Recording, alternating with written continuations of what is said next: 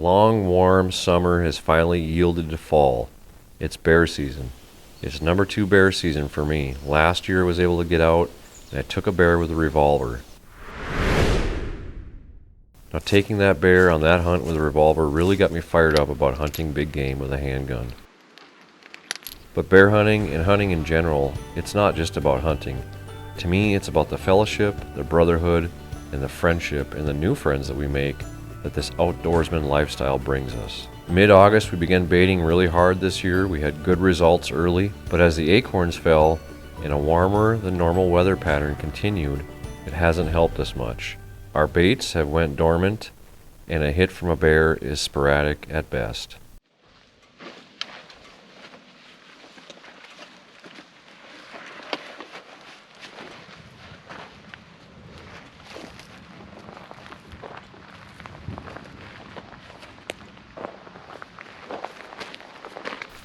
On my first trip out this year, I didn't even make it about 20 feet from my car.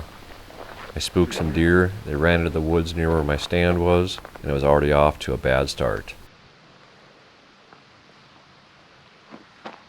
It's gonna have to rain on me, ain't it? I guess if you're planning on heading out to the woods, bad weather can suddenly pop up too, apparently. After about a 15-minute walk into my bait area, getting things set up, getting into my stand, after about 10 minutes, a squall came through that brought high winds, a heavy downpour, and I was soaked. I just got dumped on for the second time.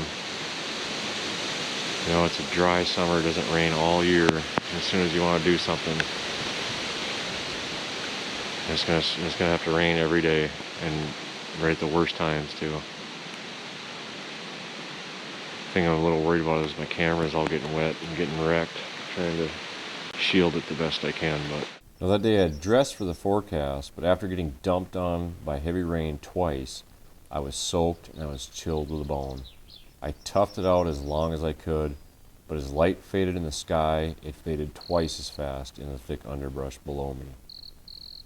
I was so cold, all I could think about was warming up as my teeth chattered. And I left about 15 minutes before the end of shooting time, and I shouldn't have. Now this particular bear had been visiting our site from time to time. Unfortunately, this bear is now gone. More on that in a future video. Now like I'd said before, our baits have been dormant. So Alex, Chris, and I decided that I should try another area. I ended up setting a bait closer to home. I got in late that night, got a bait site set up, and I got out just before midnight. At 3:59 a.m., a bear was on the bait. Now unfortunately, working full-time, I couldn't hunt for about 5 days. The next night, that bear came in again. This time, it was just before legal shooting time ends. Now that's fine if I'm just hunting, but when you're trying to film and hunt, you need just a little bit more light than that for shooting a video. So I'm hoping to get this bear to come in earlier. The next morning when I went out to fill my bait barrel, I noticed my stand was all messed up in the tree.